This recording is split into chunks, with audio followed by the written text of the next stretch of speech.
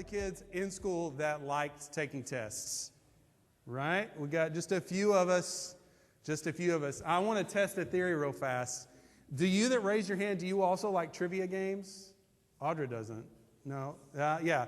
So like that's our Friday night playing trivia games. Those few of us like tests. Most of us don't like tests at all, but we still test everything. Like you go to buy a new car. You go to buy a new car, and I'll tell you what I do when I buy a new car. You open up the hood, and then you frown, and you look at the engine, and you pretend you know anything at all about what you're looking at, and you kind of nod, and then you look around to see what's going on. You kick the tires, you test it, you take it on a test drive, you make sure everything works, right? Anybody going to buy a car without test driving it? Hopefully not. Hopefully not. Tiffany, that's why Steve is there, to make sure somebody test drives the car. You're going to go buy yourself a new phone, and so you go to the store and you start looking at all the phones and you play with all the phones to figure out which one you're going to get, but you probably already know. Tiffany doesn't test that either. Tiffany doesn't test anything. No tests for Tiffany. He's throwing off all of my stuff. Cooper was probably 2 or 3, and I was going to build him a clubhouse loft bed, and I had these plans drawn out, and everything was really good, and it was heavily reinforced because it was going to be a legit clubhouse on the top with a ladder going up into it. And he was excited about it, and I was excited about it, and Brittany was okay with it. And then halfway through, she decided she wasn't excited about it anymore. So we didn't ever finish the clubhouse bed. It was just a platform at the top. But whenever I was going to have my son, my 2-year-old, sleeping underneath this giant wooden construction, what did we do first? We tested it. Me and Joey and my stepdad, we got up. We put about 600 pounds on that thing, and we did this with the struts, trying to see if we could make it collapse with us on there, because we wanted it to fail if it was going to fail. If you're going to have something, you're going to test it to make sure that it's going to work, unless you're Tiffany. Everybody else, we're going to taste test. We're going to do what we got to do to make it work. You know, the only thing that we don't want tested? Ourselves. That's the only thing we don't want tested is ourselves. But if Jesus is going to teach us, then Jesus is going to test us. That's just the way it's going to work. If he is going to teach us and grow us and push us, he's going to test us to see how we've done, to show him and to show ourselves how we've done. And where we've been in Mark, we've been looking at this section on hard hearts, and he's been teaching them all about hard hearts. And where we are right here, he's about to test them and see what have they learned in this time. We started off this section of Mark back in Mark chapter 6, right? They've been out on this long missionary journey, and then they come back, and now it's time for the feeding of the 5,000 men plus women and children. So you got the feeding of the 20,000, let's say. So they see that. They see the bread being multiplied. They see the fish being multiplied, and they're like, well, this is a cool trick, but it doesn't really do anything for them. Then he goes out, takes them out, and they go out on a boat, and it's pretty windy, and they're struggling on the boat, and Jesus walks on the water. And Mark tells us then what this whole section was about. He said that when they saw him walking on the water, they worshiped. They broke down. But up until that point, they had hard hearts, and they did not understand about the feeding of the 5,000. So he tells us that they had hard hearts. He had this one big thing that broke through to them, and now he's going to teach them about it. And we talked about what he taught about it. He said that self-righteousness will harden our hearts. We've got these systems built up that tell me if I check all these boxes, then I'm righteous, and our hearts get hard because we don't care what he has to say about things as long as we're checking off these boxes. He tells us that pride will harden our hearts. We had that Syrophoenician woman that came along, and he called her a dog and insulted her, and we were all horrified that he would say that to her. But he was testing her pride, because the pride will harden your heart to the point that you're not willing to listen. Pride will harden your heart. And then last week we went to the guy that couldn't hear and couldn't speak, and Jesus fiddled with his ears and then spit on his hand and touched his tongue and fixed it. And what Jesus was saying through that was, the only way your heart is going to be softened is if you turn to him and allow him to soften it. If you surrender to him, because you can't just by will soften your own heart. And now that he's taught all these things, he's going to put them through a test. Now, let me tell you how Jesus likes to test people, at least in the Bible, how he likes to test them. He repeats a situation that has happened before. He puts them through the same situation that's happened before to see if they'll respond differently. When he first called Peter, what had Peter been doing all night? Peter had been out fishing all night. And they didn't catch anything. And he said, let your net down on the other side of the boat. And they pulled in so many fish they couldn't count them. Or they could count them probably, but they couldn't hold them all. After Peter rejects Jesus and Jesus dies and then ascends, Peter decides he's going back to fishing. He's done with this thing. And where does Jesus meet him? He meets him on the shore of the lake as they've been fishing all night and can't catch any fish. And he says, try the other side. He puts them in the exact same situation. And he does that here too. Just shortly after the feeding of the 5,000 plus women and children comes the feeding of the 4,000, which counts all the people, not just women and children, or not just the men. And so what we're going to do today is we're going to look at how they responded in the first situation and how they responded in the second situation and say, did they pass the test or not? That's how we're going to approach this. So we're going to jump back to Mark chapter 6, verse 35, and we're going to see what happened the first time and then just put these things side by side. Mark chapter 6, verse 35. When it grew late, his disciples came to him and said, this is a desolate place and the hour is now late. Send them away to go into the surrounding countryside and the villages and buy themselves something to eat. Their disciples are tired of them. They're supposed to be on a ministry retreat. They're not supposed to be dealing with all these people. And they finally come up with a way to get rid of these people. They say, send them away to go and buy themselves food. And Jesus answered them in verse 37, you give them something to eat. And they said, shall we go and buy 200 denarii worth of bread and give it to them to eat? And they said, how are we supposed to feed these people? What are we supposed to do? You want us to somehow come up with a bunch of money and then go buy food for all these people and somehow make that work as if we could come up with enough money to do this? How are we supposed to do this? And he answered them, you give them something to eat, and we said all that. I got lost there for a second. In Mark chapter 8, the story starts off very similarly. Mark chapter 8, verse 1. In those days, when again a great crowd had gathered, and they had nothing to eat, he called his disciples to him and said to them, I have compassion on the crowd because they have been with me now 3 days and have nothing to eat. And if I send them away hungry to their homes, they will faint on the way. And some of them have come from very far away. The first time the disciples go to Jesus and say, get rid of these people. And the excuse we're going to use to get rid of them is that they're hungry. This time, it's been 3 days and the disciples have kept their mouth shut. They have not said a word about this. And Jesus gets to the 3-day mark and he says, guys, I've got compassion on these people because they're hungry. They don't have anything to eat. And if I send them home, they're going to faint along the way. They're not going to make it on the way home. That's it. He didn't ask them any questions. He didn't give them any commands. He says, I have compassion on these people. And just waits to see what they're going to do. What are they going to do? How are they going to handle it? Are they going to do the same thing they did last time? Are they going to pass the test? Are they going to fail the test?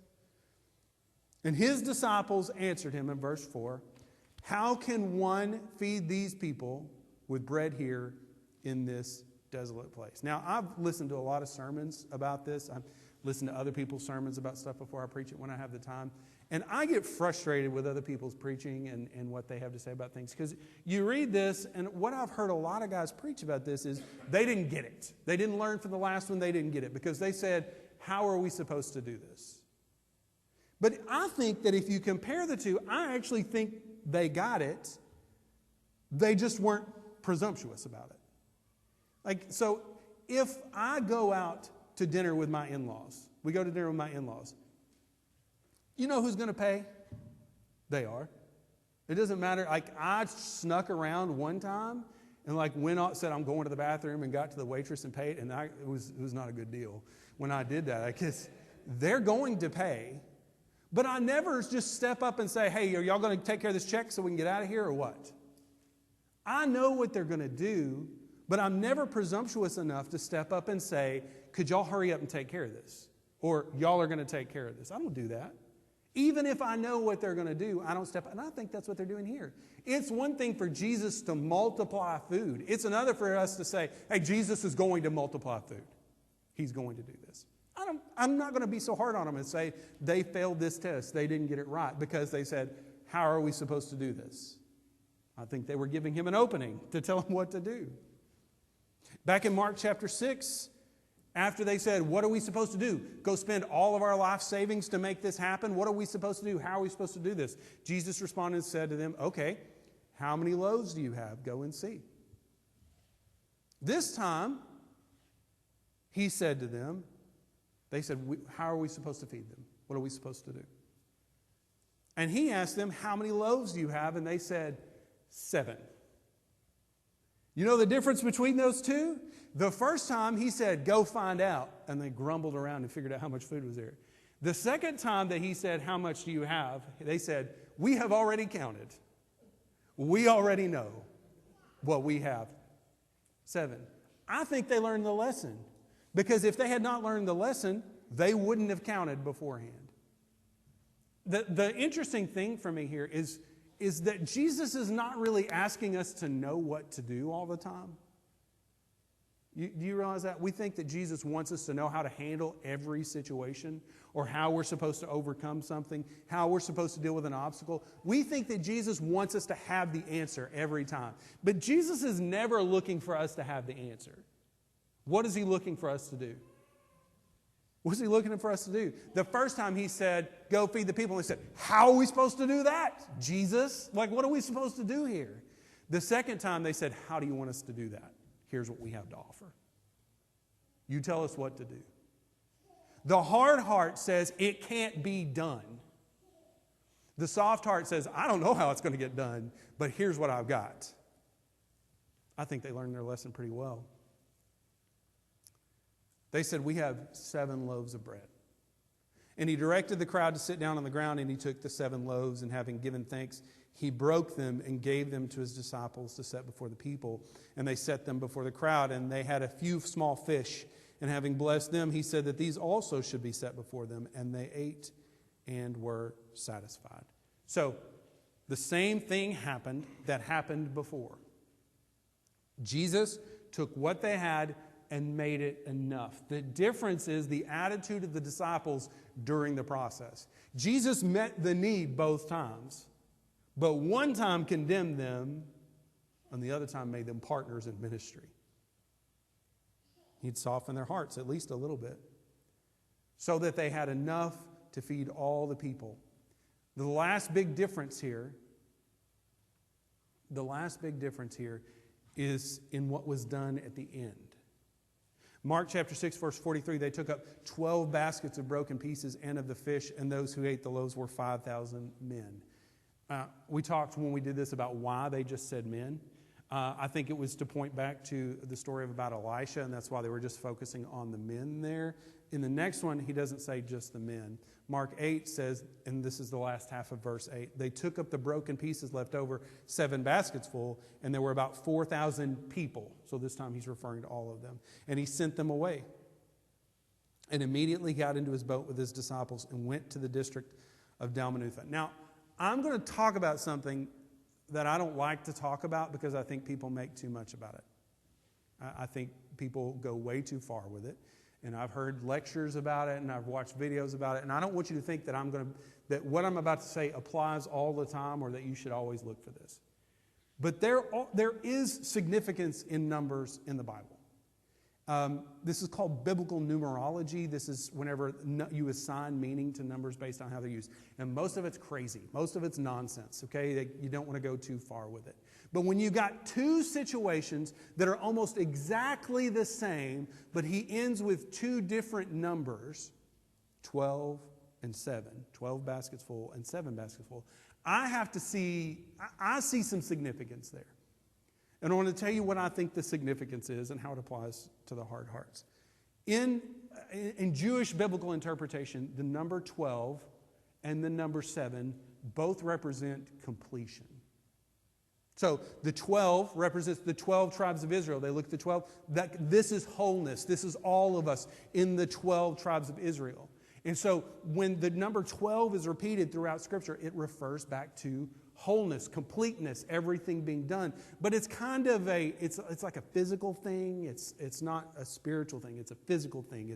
We've got all the people here. We've got all the sets of furniture that we need. We've got all of these things. We've got 12. We've got a complete set. But the number 7 refers to completeness in a spiritual sense. There are 7 days in the week that God finished his work in 6 days, and on the 7th day he rested. And the idea of 7 is that when 7 is used, it represents that your work is done and you have found rest. The different ideas of completion. And so what I see here, and you can do whatever you want to with this. You can just ignore this part or skip over whatever. When they went through it, he completed the task in both times. Both situations, he completed the task. But in the first task, the task was complete and the job was done, but there was no peace in it. But when they had softened their hearts to the point that they were willing to trust him in this, it was complete and they had rest at the end. The idea is that Jesus is going to do the job either time, but your attitude determines what you get out of it. You want to struggle through this situation and have Jesus do it in spite of the fact that you're going to struggle and you're going to hurt and it's going to be difficult for you the whole time? You can do that and it will be complete. But if you will soften your heart to what he wants to do and say, I don't know how this is going to work. I don't know how this is going to get done, but here's what I have to offer you. Use it.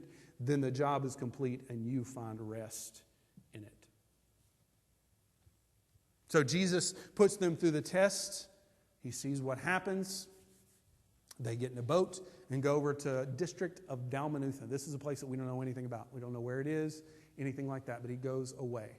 And the way these stories work is they repeat, right? The first time he had the feeding of the 5,000 and then they got into the boat and Jesus walked on the water. This story does the exact same thing.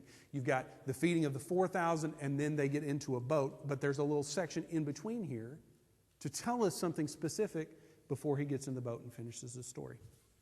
In Mark chapter 8, verse 11, they had gotten in the boat, they had left where they were, the feeding of the 4,000, they went over to Dalmanutha, and then the Pharisees came and began to argue with him, seeking from him a sign from heaven to test him. For us, this is just completely absurd because he just fed 4,000 people with 7 loaves of bread.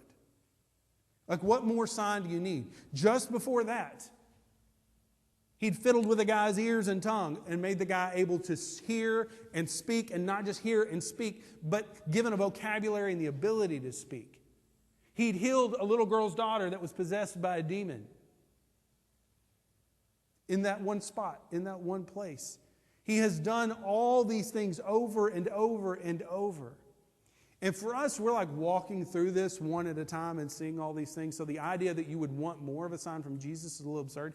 And it's pretty absurd for them too. They haven't seen it, but they've heard all about it. They've got all of these witnesses of things that have happened. But they look at Jesus and they say, we want more. Give us more, because the signs you've shown us so far are not enough. What you've done so far is not enough. We want more. They argued with him, seeking from him a sign from heaven to test him. And he sighed deeply in his spirit and said, why does this generation seek a sign? Truly I say to you, no sign will be given to this generation. And he left them, got into the boat again, and went to the other side. Now, when he's talking about generation, he's not saying all those people that he's done doing signs, because he's going to do miracles after this. He's going to be raised from the dead shortly after this. But there's a group of people that he's referring to as a generation. The Pharisees, the Sadducees, these other people that come along and just attack and attack and attack. And it doesn't matter what he says. It doesn't matter what he does. They will not allow anything that he says to get in. These people refuse to see. These people refuse to hear. These people refuse to remember. These people refuse to understand, which is our definition of a hard heart. They have these hard hearts, and they refuse, no matter what Jesus does, no matter what Jesus says, no matter how he tries to break through to them, they refuse. They refuse to listen. And they say, that's not enough. We need another. That's not enough. I need more. They refuse because their hearts are so hard that nothing he does will get through. And the thing is, there are other Pharisees that accept Jesus. There's two Pharisees that are going to be responsible for taking care of the body of Jesus. Joseph of Arimathea and Nicodemus are both going to take care of the body of Jesus, because there comes a point where they believe. It's not just them, but anyone who has this hard heart. This is what he's trying to say to us. Anyone who has this hard heart, that no matter what he says, no matter how often he tries, no matter what he does, refuses to believe, there comes a point where he says, fine. Fine. You don't want it? somebody else. This whole section is about hard hearts, right? We got the disciples with the hard hearts, and they have their hearts broken by what he does, and he teaches them about their hard hearts. And then he tests them of their hard hearts and sees that their hearts have softened at least just a little. They've allowed what he's doing to sink in. They're allowing him to change him. They're allowing the Creator to mold them and break them so that they can take in what it is that he's trying to do. But then there's these other people whose hearts are so hard that it doesn't matter how much he does, they will not soften.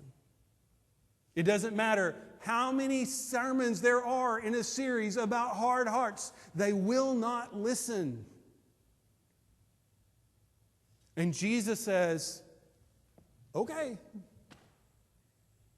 all right, you don't want this? You don't want to listen?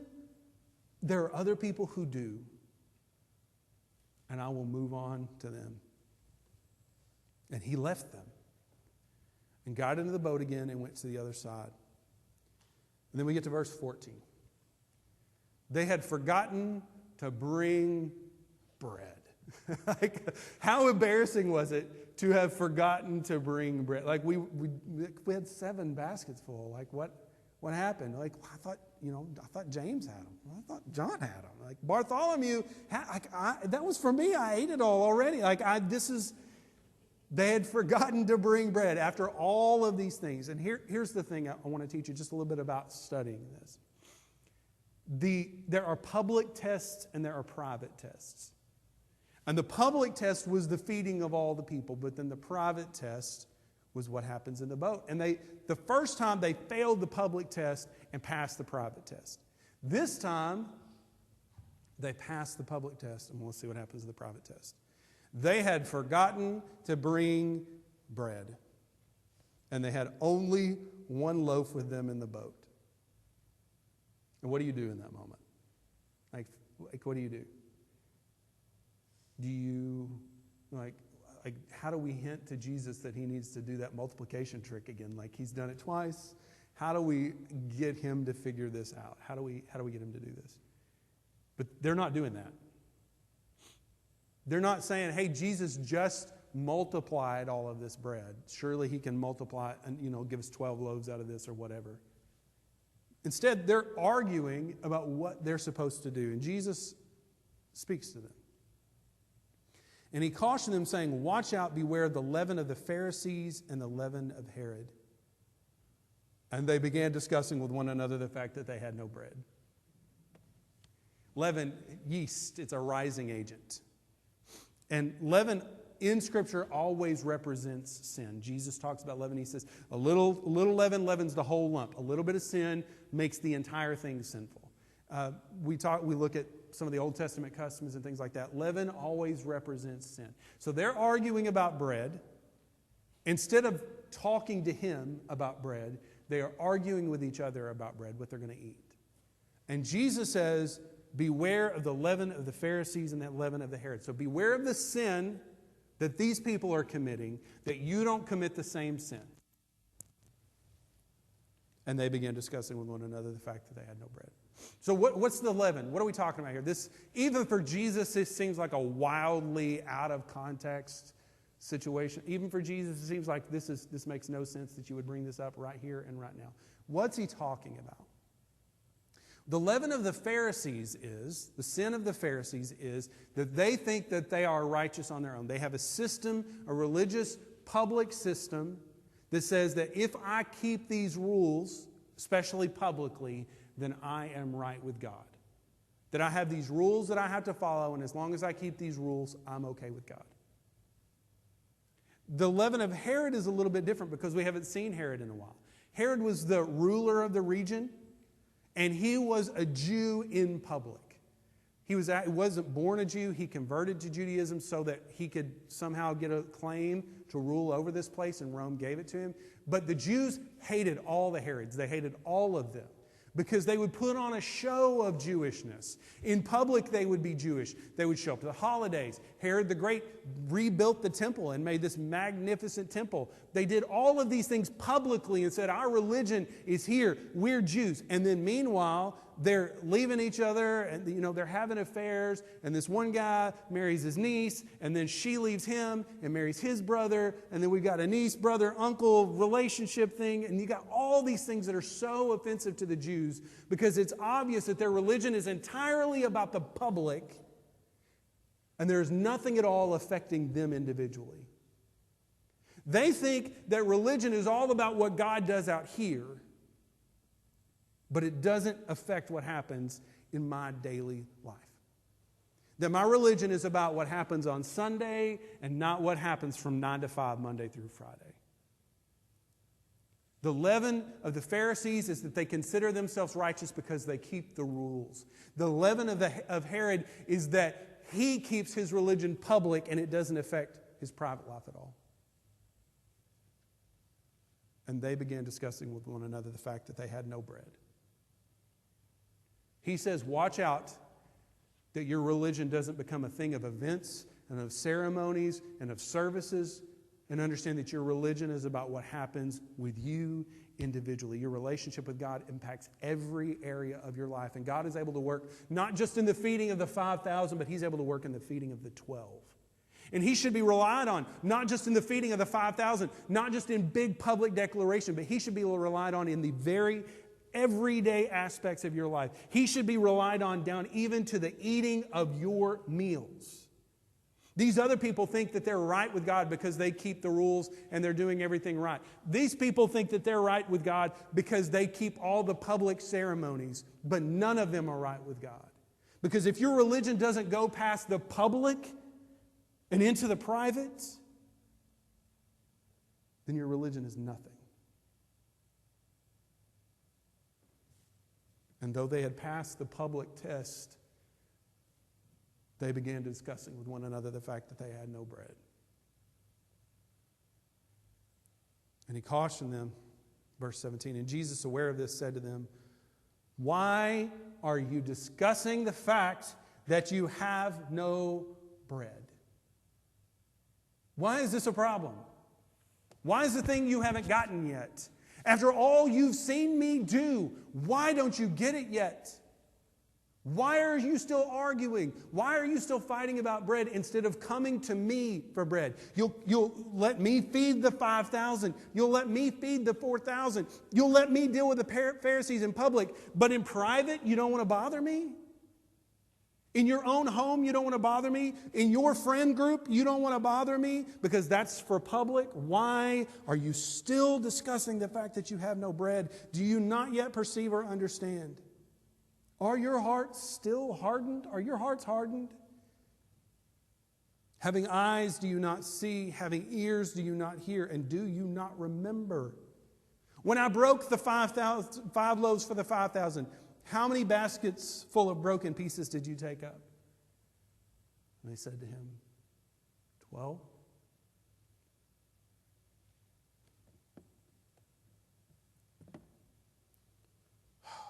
Go on to the next slide there, Clayton, Nathan. And the 7 for the 4,000, how many baskets full of broken pieces did you take up? And they said to him, 7.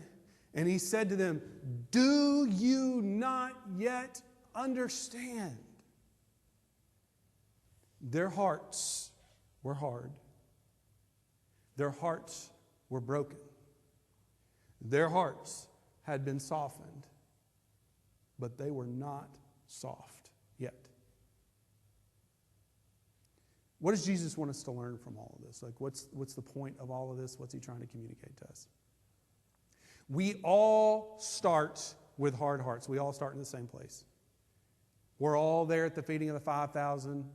Like, well, this is a pretty cool trick, but what does this have to do with me?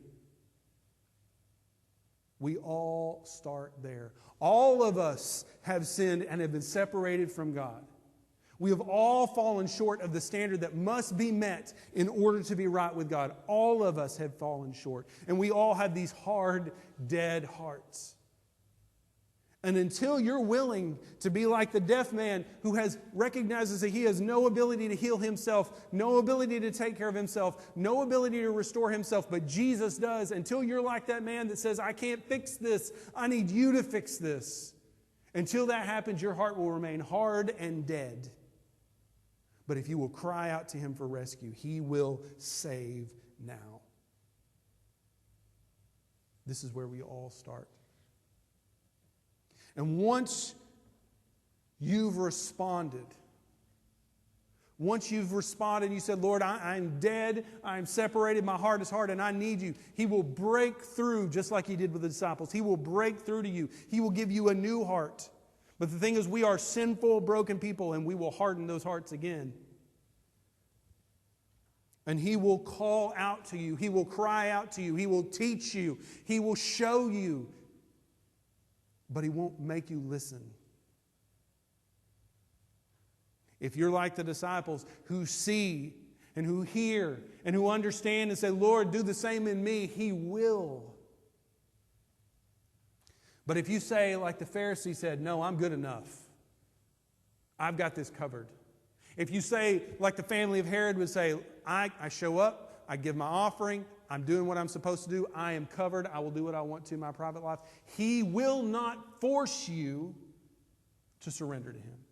He will not force you to let him soften your heart more. There will come a point where he says, that's fine.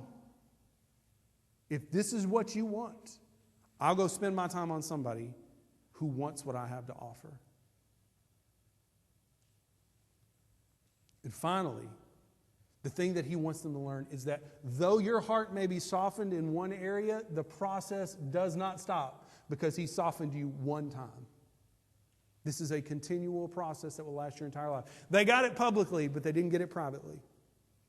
But he will continue to work on them. He will continue to soften them. We've got 2 big, beautiful oak trees in our backyard. They're just gorgeous trees. And they drop off an insane amount of acorns, but we deal with that. 2 big, beautiful trees. The problem with these 2 big, beautiful trees, other than the acorns, is that they leave dead patches underneath the trees because the sun can't get through. There's water. Either there's not enough water and it all gets caught in the trees and doesn't make it over to it, or there's so much water that it just washes through that spot and nothing can grow there. And I have tried and tried, and I can't get grass to grow there. The other day, though, because of another story that would take too long to tell and doesn't really matter, I just put out some seed in another spot, and I decided I've got this little tractor thing that'll drive around the yard and sprinkle the yard. And I'm not going to use it. I'm going to water the whole yard. And I watered the whole yard, and that thing went all over. And the next day I went out, and underneath the trees, there's grass popping up. And I said, that's not right. Grass doesn't grow there. I've tried. I can't get grass to grow there. Grass won't grow there. There can't be grass there. There's no grass there. And I realized something. I had a realization right at that moment. I have wanted grass to grow. I have wished for grass to grow. I have hoped grass would grow. But I really haven't done all that much to make grass grow.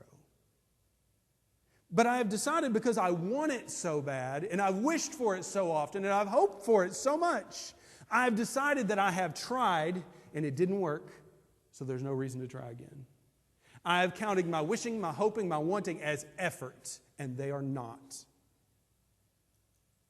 But what I realize is maybe what I should do to get grass to grow there is try. Maybe instead of sitting in my chair and wishing, I should get out there and water the grass. And the thing is, I know that if I get out there and water the grass one time, the grass is going to pop up. And you know what's going to happen next? Say, look at that grass. And then it's going to die. Unless I get out there every day and water that grass until it's strong enough to survive. And then, even then, because of the environment that it's in, I'm going to have to water it 3 or 4 times a week. Unless it's it's a super wet time of year, I'm going to have to get out there and water it 3 or 4 times a week. And if I will put the effort in, not the want, not the hope, not the wish, but the effort in, grass will grow under that tree, under both of those trees. But it is not a thing that is done once, but a thing that must be done continually. In Luke chapter 9, verse 23, Jesus said, if anyone would come after me, you want to follow me? Let him deny himself and take up his cross daily and follow me. Following Jesus is not a decision you make one time and it sticks or it doesn't. You call out to Jesus to rescue, He will save you, and that is forever. But the daily act of following Jesus, the daily act of becoming more like Jesus, the daily act of being softened is not a thing that is done one time or done once a year, but a thing that must be done daily. And some of you said, I tried. I remember a few years ago, I tried, and I put a real effort to it, and nothing happened. And I've been trying ever since, and nothing will happen. It won't happen. I can't be softened. You're not talking to me. And I just want to ask you, have you tried? Or have you wished and hoped and wanted and counted that as effort? Jesus said to the disciples, I'm going to teach you all about the hardness of hearts. I'm going to expose you things that are going to soften your hearts. And at the end of this, He tested them, and their hearts had been softened some. But He still had more work to do. The work is not done in one emotional moment, but is done daily. Jesus said, now this is not salvation. This is not being made right with God. This is becoming more like Jesus. He said, if you want to follow me and be more like me, and not just somebody who's checked the get out of hell free card box, if you want to be that, it requires a daily surrender to Him. You say, well, I go to church once out of 7 days. You know what happened to that grass if I fed it one time out of every 7 days? Monday it would sprout. Tuesday it would die. Monday it would sprout. Tuesday it would die. Then I'd be sick one week and I wouldn't go to church. And so nothing would happen that week. And the next week, Monday it would sprout. And then Tuesday it would die. Because the softening of a heart is not done by a one-time emotional surrender, but a daily surrender, a daily taking up of the cross to follow Jesus. He wants this for you, but He will not force this on you. And if you want this for yourself, it starts with a surrender. Lord, rescue me from my sin. Lord, rescue me from myself because I can't do it on my own. I can't make these systems. I'm doing all the public stuff, but nothing is working. I need you to rescue me for me. And that's how you meet Jesus. But the way that you are softened is by repeating the same process of saying, Lord, I can't soften myself. I am angry, I am bitter, I have a hard heart, I've got a bad attitude, and I can't fix it. I need you to soften me. I need you to step in, and in the same way that you saved me, I need you to soften me. And just like the deaf man had his ears fixed and his tongue fixed, Jesus will step in and fix what's broken inside of you. But it requires a daily surrender. We're done talking about hard hearts, so if you're tired of that, congratulations, we're done. But here's the thing. We look at the Pharisees and we say, how ridiculous were they? We want another sign? Why do you want another sign? How many signs do you need? Look at the 5,000, the 4,000, the dead people that were raised, the people that were healed, the demons that were cast out. Look at all of this. How can you need a sign? And we laugh at them, and we scoff at them, and we condemn them. But I say to you, I've preached 6 sermons.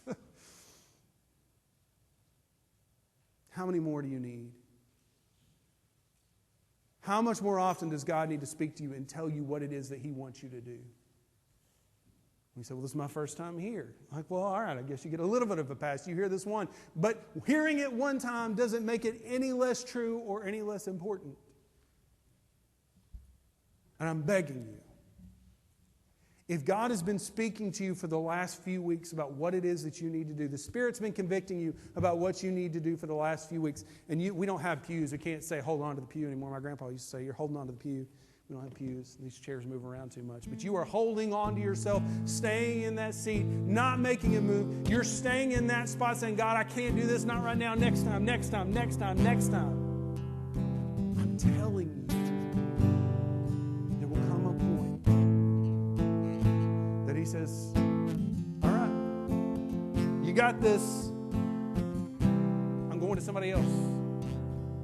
When you're ready, you let me know. But for now, I'm going to someone else. Don't wait. Today, right now, this day. I can't tell what day it is because my watch died. Whatever today's date is can be the beginning of the rest of your life if you will listen to Him today.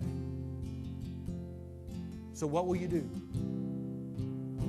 Will you be like the Pharisees and say, give me one more sign? Give me one more message. Speak to me one more time.